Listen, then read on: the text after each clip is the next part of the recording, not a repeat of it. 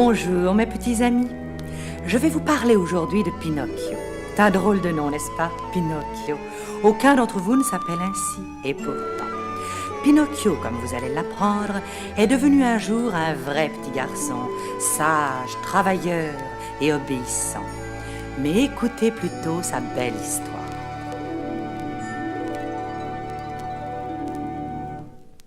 Il y a bien longtemps vivait en Italie un vieil homme nommé Geppetto. Il exerçait le métier d'ébéniste et fabriquait toutes sortes de jouets en bois, de marionnettes, d'animaux, de pendulettes qui ornaient son atelier et sa modeste maison.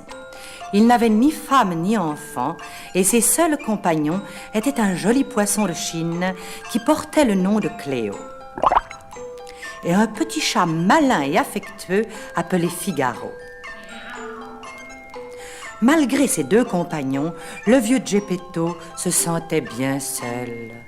Vois-tu, mon brave Figaro, j'ai toujours souhaité avoir un petit garçon auprès de moi. Un petit garçon qui aurait été un fils. Je me sens si seul. Oui, tu as raison. Tu es un fidèle compagnon. Et Cléo aussi, bien sûr.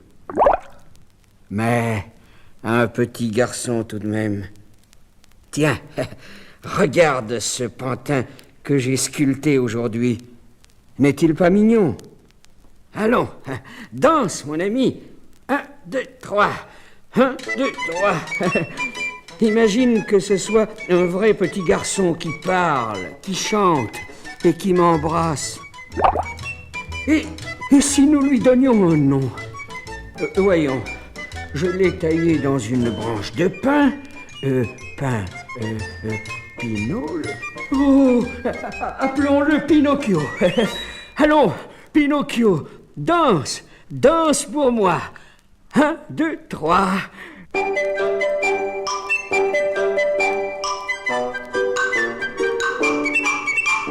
Mon joli petit pantin de bois apporte la joie autour de toi. Fais rire et chanter tous les enfants, fais sourire les parents. Je t'ai fait des yeux, des cheveux noirs, un petit derrière pour t'asseoir. Tu n'es pas jolie, tu es en bois, mais je suis fier de toi.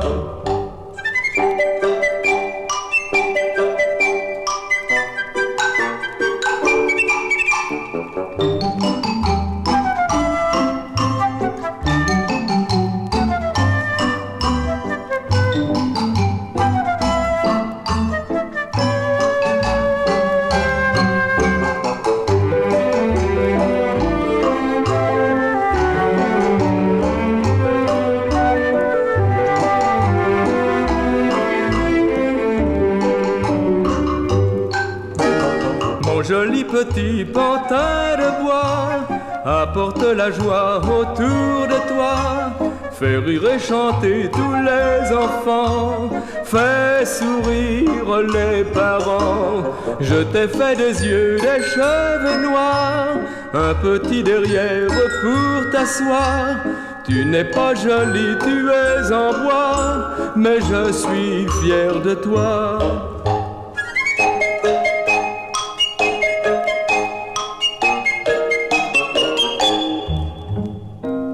Le soir de ce même jour, le vieux Geppetto s'apprêtait à se mettre au lit. Il venait de souffler sa chandelle quand soudain, par la fenêtre ouverte, il aperçut dans le ciel une étoile brillant d'un bel éclat bleu. Oh, regarde, Figaro. C'est l'étoile de la fée bleue, celle qui réalise tous les souhaits. Je vais vite faire un vœu. Mais, quelles sont déjà les paroles magiques? Ah oui. Étoile bleue, étoile des vœux, si tu brilles plus fort dans les cieux, c'est que tu veux ce que je veux. Oh, elle brille, Figaro. Regarde. Elle semble s'approcher de plus en plus de la fenêtre. Oh, étoile des vœux, étoile bleue, faites que mon pantin Pinocchio devienne un petit garçon.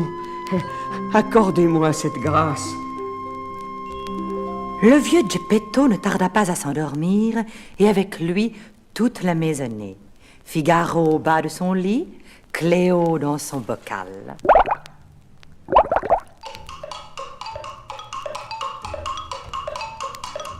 Et l'on n'entendit plus que le tic-tac des pendules et le craquement des planchers.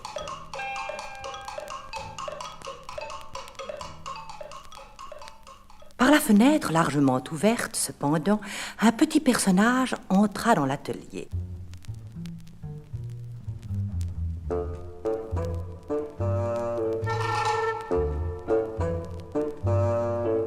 C'était un pauvre grillon, fatigué par une longue marche et qui cherchait un toit pour passer la nuit. Ce grillon portait le nom de Jiminy Cricket. Il fureta quelques instants parmi les objets de l'établi du vieux Geppetto et finit par découvrir une grosse boîte d'allumettes entr'ouverte, à l'intérieur de laquelle il se ménagea une couche confortable. Drôle de logis. Hein? Toutes ces marionnettes et tous ces pantins qui me regardent avec leurs yeux ronds me donnent la chair de poule. Bah, me voilà au moins à l'abri pour la nuit. Nous aviserons demain matin. Jiminy ne dormit pas longtemps. Il fut tiré de son sommeil par un bruit cristallin qu'il perçut tout à côté de lui.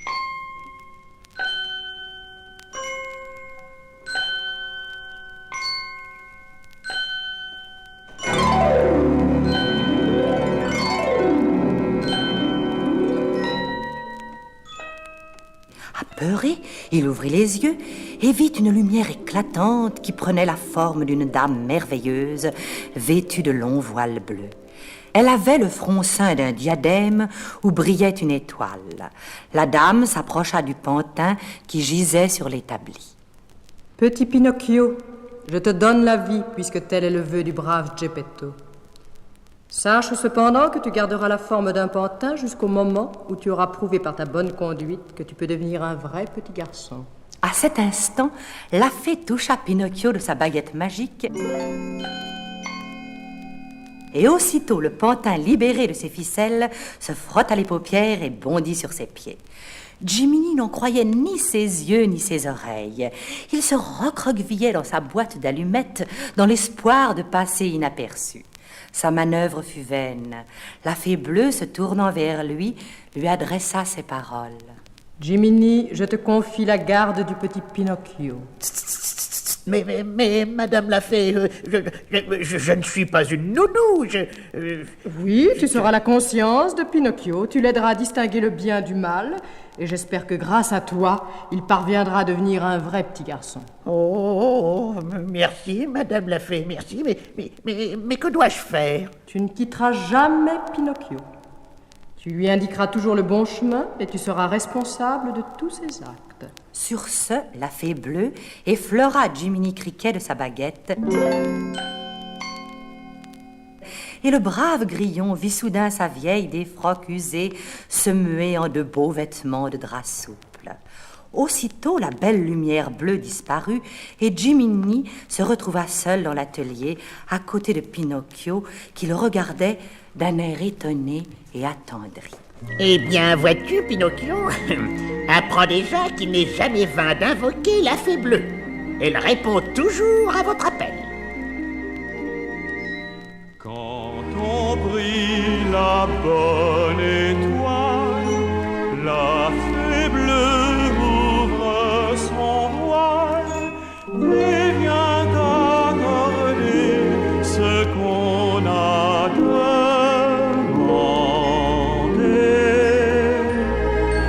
Quand on prie de tout son cœur, il n'y a pas de faveur qui ne soit bientôt une réalité.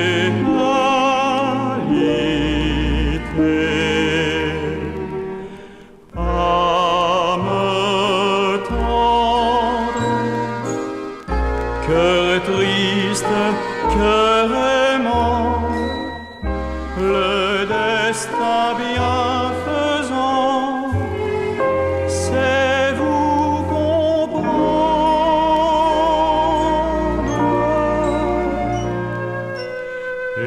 Essayez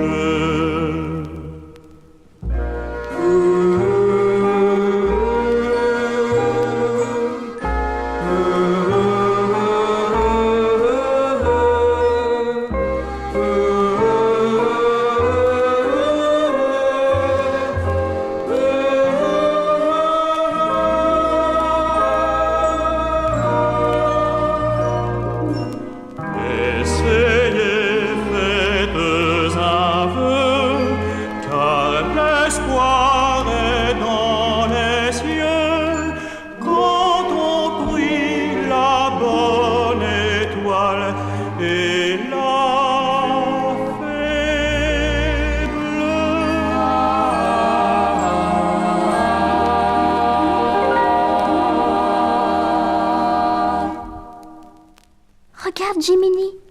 Je peux bouger, danser, parler comme un vrai garçon. Mais je suis toujours en bois pourtant.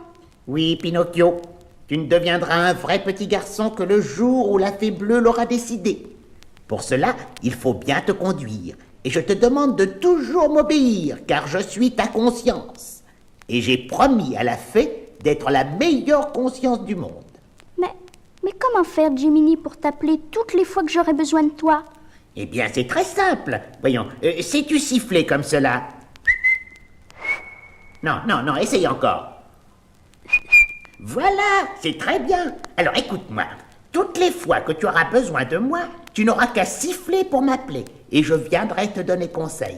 Allons, essayons ensemble, veux-tu?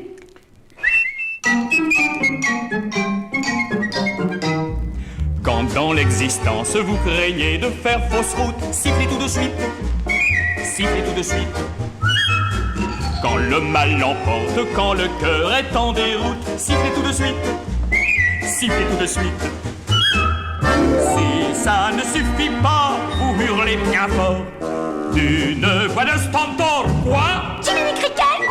Si vous glissez sur la pente et si le diable vous tente, sifflez tout de suite, sifflez tout de suite.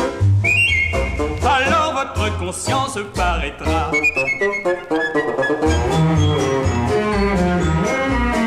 Sifflez tout de suite, sifflez tout de suite.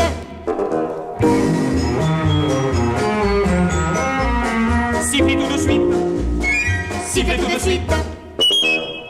Si ça ne suffit pas, vous hurlez bien fort d'une voix de stentor. Quoi? Jiminy Cricket! Si vous glissez sur la pente et si le diable vous tente, sifflez tout de suite, sifflez tout de suite. Alors votre conscience paraîtra.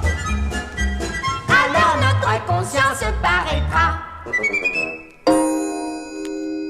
Pendant ce temps, la nuit était passée et l'aube blanchissait déjà à la fenêtre quand Geppetto s'éveilla pour entreprendre son travail quotidien.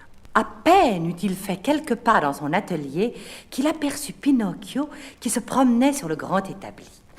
Ciel, mon vœu a été exaucé, mon pantin est devenu vivant. Figaro, Cléo, venez voir. Avec beaucoup de grâce, Pinocchio fit une révérence devant Geppetto. Oh, qu'il est beau.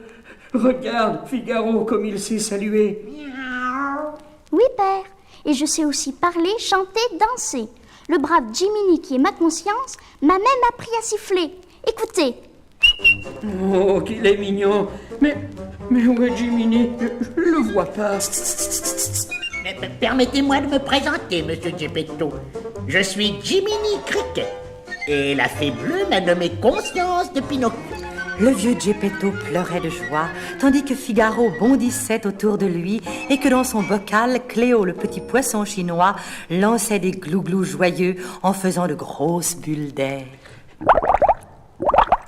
Eh bien, Pinocchio, puisque tu dois devenir un jour un vrai petit garçon, il faut prendre tout de suite de bonnes habitudes. Voici un livre, un cahier, un crayon et une belle pomme pour ton goûter. Tu iras à l'école dès ce matin et j'espère que tu apprendras très vite à lire. Oui, père. Au revoir, père. Au revoir, Figaro. Au revoir, Cléo. Le vieux Geppetto accompagna son petit garçon jusqu'à la porte de sa maison et le mit sur le chemin de l'école. Pinocchio suivait la grande rue du village quand soudain il fut aperçu par deux gredins qui étaient toujours en quête d'un mauvais coup à faire. Il s'agissait de grands coquins, un méchant renard, et de Gédéon, un vieux chat de gouttière, paresseux et menteur. Gédéon, vois-tu ce que je vois? Un pantin de bois qui marche seul et qui siffle. Ma parole! Mais c'est vrai, j'ai pas la berlue. Gédéon, quelle bonne affaire le ciel nous envoie. Voilà un petit pantin qu'il serait bon de pouvoir produire dans les foires. Stromboli, le célèbre montreur de marionnettes, est dans la région. Approchons-nous de ce pantin et essayons de le convaincre de nous suivre sans faire d'esclandre. Oh, pardon, messieurs. J'allais me cogner à vous. Je ne vous avais pas vu. Bonjour, petit garçon. Comment t'appelles-tu? Pinocchio, monsieur. Il est mignon. Et où vas-tu ainsi, de si bon matin? À l'école, monsieur. Je veux apprendre à lire pour devenir un vrai petit garçon. L'entends-tu, Gédéon? Apprendre à lire. Mais tu n'en as pas besoin, mon garçon. Tu es déjà un grand artiste. Et devant toi s'ouvre une brillante carrière. Est-ce que cela te plairait de devenir artiste? D'avoir de beaux costumes dorés, de chanter tous les soirs devant le public, sur une scène, une belle scène éclairée, et de recueillir tous les bravos, hein? Dis-moi. Oh oui, monsieur. Mais est-ce que je ne dois pas aller aussi à l'école? Mais non, c'est inutile, cela ne te servira à rien. Allons, viens. Suis-nous et... Chantons ensemble la vie d'artiste. Être acteur, c'est ma vie. On peut porter des gilets de soie. De gros diamants presque à tous les doigts. Idol-dida. La vie est un gala. Dans un carrosse qu'on n'a pas payé, on rit des gens qui s'en vont à pied. Et l'on se bourre de sucreries. Mon Dieu, la belle vie. Idol-didi.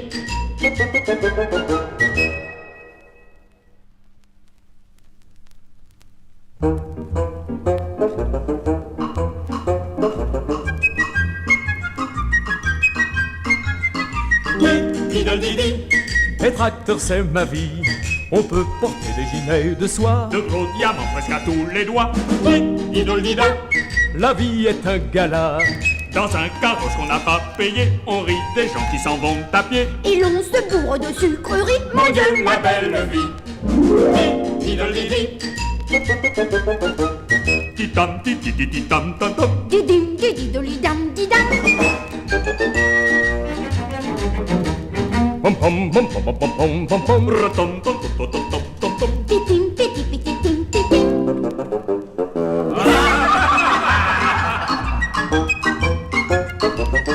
Idol-didi. Être acteur, c'est ma vie.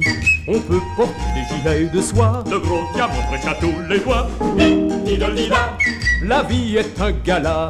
Dans un carrosse qu'on n'a pas payé, on rit des gens qui s'en vont à pied. Et l'on se bourre de sucreries. Mon Dieu, la belle vie. Idol-didi. Titam, titi, titam, tam, tam. Didim, dididolidam, didam. Pom pom pom pom pom pom pom pom. Ratom, tom, tom, tom, tom, tom. Titim, titi, titim. Mon Dieu, la belle vie. Pendant que Pinocchio était entraîné hors du chemin de l'école par ses deux gredins, que faisait Jiminy? Eh bien, le brave grillon, pensant à son bel avenir, n'avait pas cru utile d'accompagner son jeune ami jusqu'à l'école. Il fut soudain pris de remords. Ah, je commence mal mon métier de conscience officielle. Je suis sûr que la fée bleue ne serait pas contente. Je vais essayer de rejoindre Pinocchio. Hélas, il était déjà trop tard. Jiminy chercha en vain son compagnon sur le chemin de l'école et à l'entrée de la classe. Ce fut peine perdue. Le pauvre Pinocchio venait d'être vendu au montreur de marionnettes Stromboli. Le soir venu, Stromboli produisit sur la scène de son petit théâtre Pinocchio, la seule marionnette au monde qui dansait, chantait et parlait toute seule. Pinocchio recueillit un grand succès. La foule était en délire. Pinocchio était très fier, mais il ne se doutait pas que sitôt la représentation terminée, Stromboli l'empêcherait de rentrer chez lui et l'enfermerait dans une cage. Pinocchio était bien triste et bien déçu. Il se sentait seul et abandonné. J'aurais dû aller à l'école. J'ai sans doute fait quelque chose qui n'était pas bien. Mais Jiminy va pouvoir me le dire. Voyons, comment faut-il faire pour l'appeler? Ah oui, il faut siffler comme cela. Oh, Pinocchio, Pinocchio, je t'ai cherché tout le jour. Mais que fais-tu dans cette cage? Tu sais, Jiminy, je ne suis pas allée à l'école. Oh. Et j'ai joué ce soir devant des centaines de personnes. On m'a beaucoup applaudi. Je suis un grand artiste. Mais depuis, M. Stromboli m'a enfermé dans cette cage. Je t'en prie, délivre-moi. Je voudrais rentrer à la maison. Oh, Pinocchio, tout cela n'est pas bien. Et je n'aurais jamais dû te quitter. Mais comment te délivrer? Cette cage est fermée à clé. Qu'allons-nous faire? Ah, je crois qu'il vaut mieux appeler la fée bleue.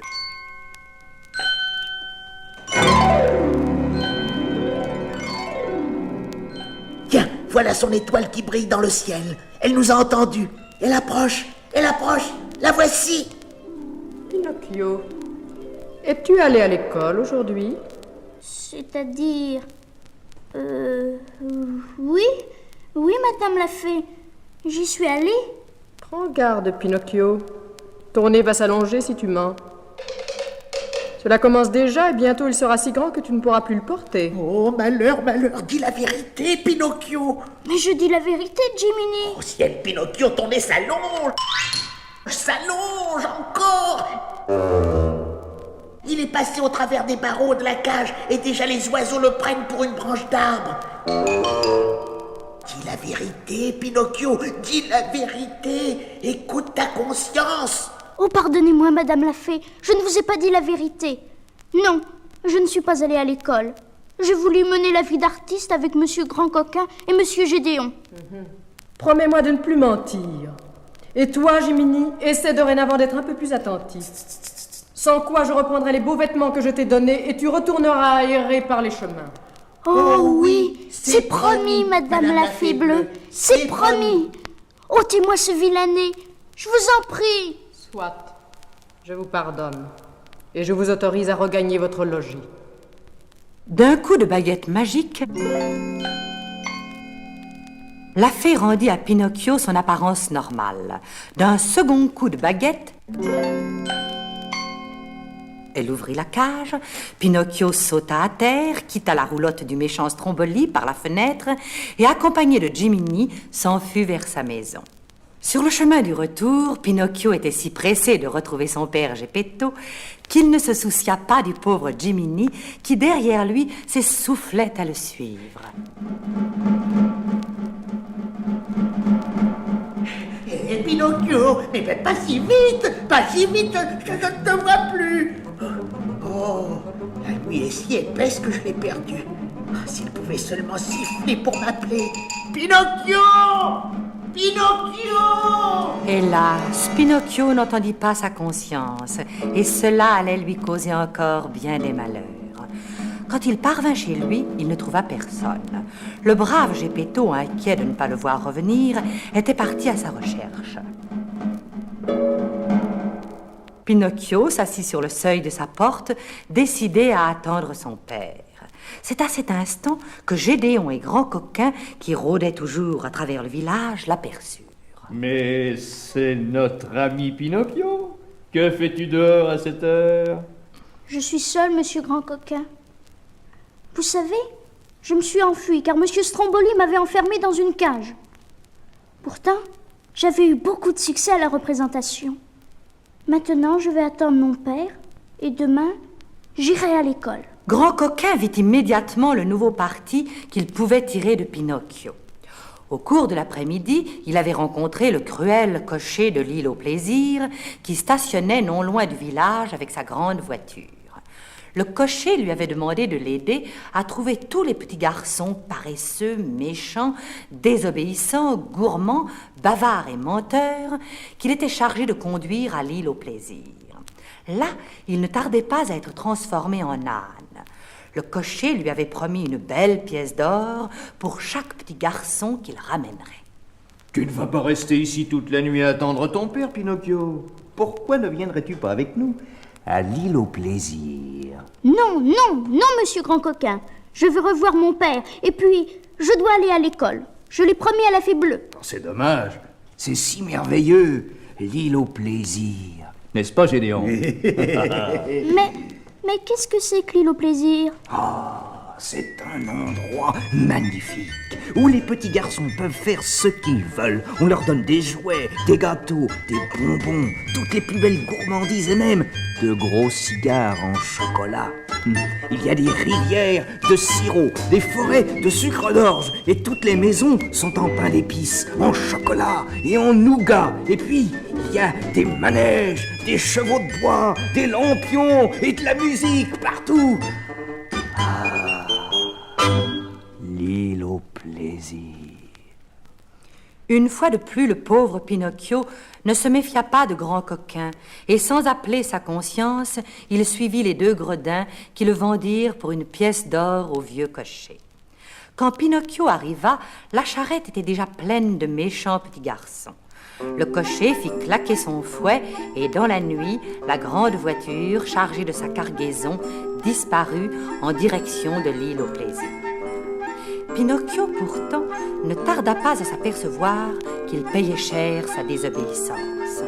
Dès qu'il fut rendu à l'île au plaisir et qu'il se fut laissé aller avec d'autres petits garçons à tous les plaisirs de la gourmandise, de la paresse et de la désobéissance, il vit avec terreur que chaque petit garçon se transformait rapidement en âne.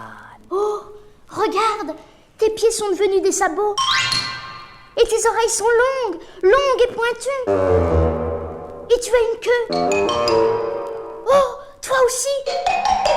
Et toi aussi. Mais vous ne pouvez plus parler. Ah, mes oreilles grandissent. Jiminy, au secours.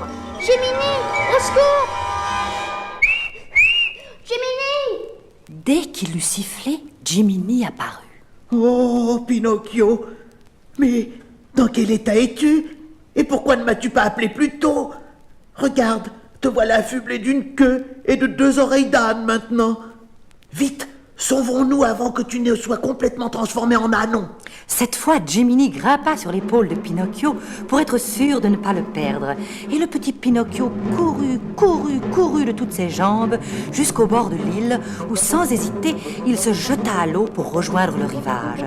Il flottait admirablement car il était en bois. Il gagna bientôt la terre ferme, sans reprendre son souffle, et courut encore jusqu'à la maison de Geppetto. Hélas, le petit atelier était toujours vide. Oh, Jiminy, Jiminy, qu'allons-nous faire? Eh bien, si nous appelions la fée bleue, elle pourrait peut-être nous aider une fois encore. Oui.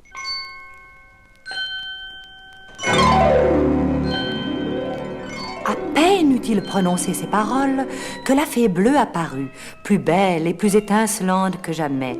Son visage, cependant, était sévère. Geppetto est parti à ta recherche, Pinocchio, en compagnie de Cléo et de Figaro. Hélas, il s'est lancé sur la mer. Sa barque a chaviré et il a été avalé par Monstro, le gros cachalot. J'irai à son secours, Madame la Fée. Je dois le retrouver. Viens, Jiminy, grimpe sur mon dos. En route! Oubliant sa queue et ses oreilles d'âne, Pinocchio courut à nouveau vers le rivage. Il attacha une grosse pierre à sa queue et, se précipitant dans les vagues, il atteignit rapidement le fond de la mer.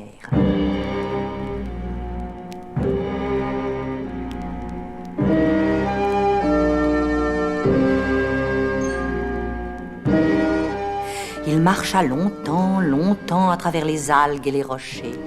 Mon pauvre Jiminy, tous les poissons à qui nous demandons où demeure Monstro s'enfuient de toute la vitesse de leurs nageoires.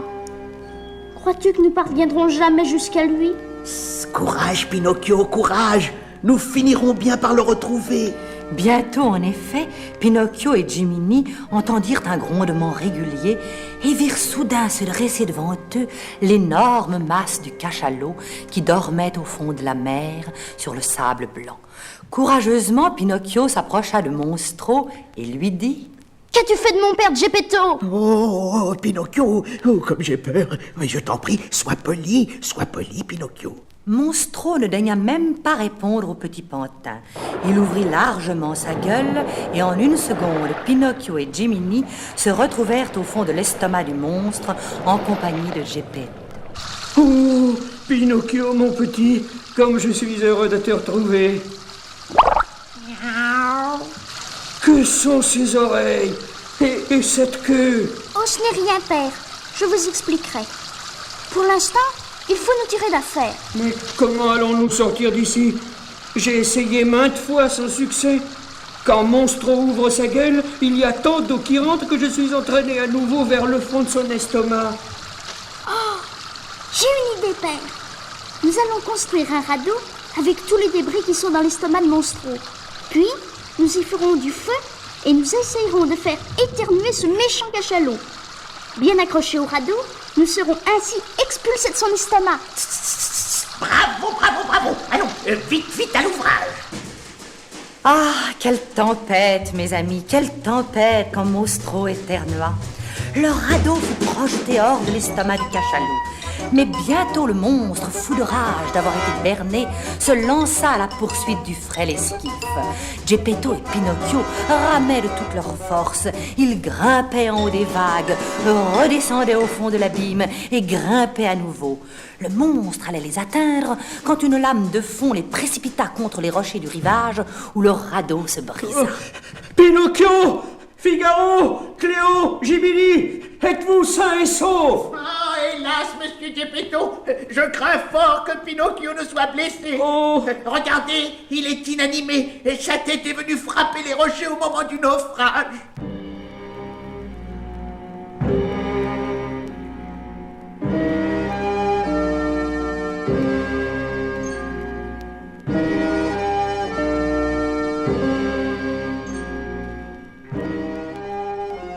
Geppetto se pencha alors sur le corps du petit pantin et vit que celui-ci était inerte. Il le prit dans ses bras et tristement remonta le long du rivage jusqu'à sa pauvre maison. Là, il installa Pinocchio sur son lit et se mit à pleurer. Alors Jiminy eut une idée. La nuit était venue et déjà le ciel scintillait d'étoiles. Le grillon se tourna vers la plus brillante d'entre elles et appela une fois encore la fée bleue à son secours.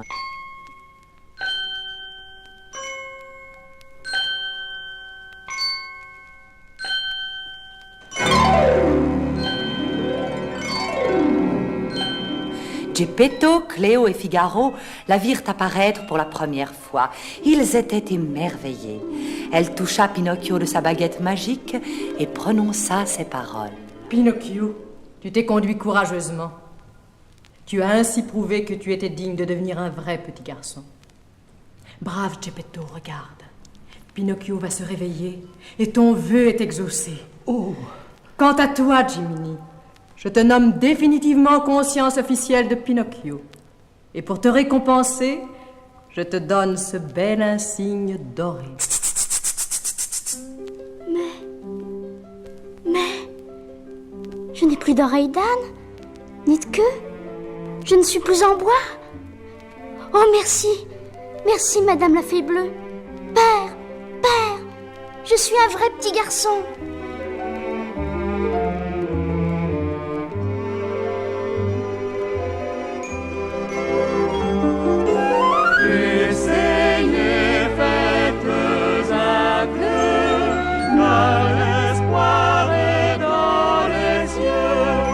Quand on brille la bonne étoile et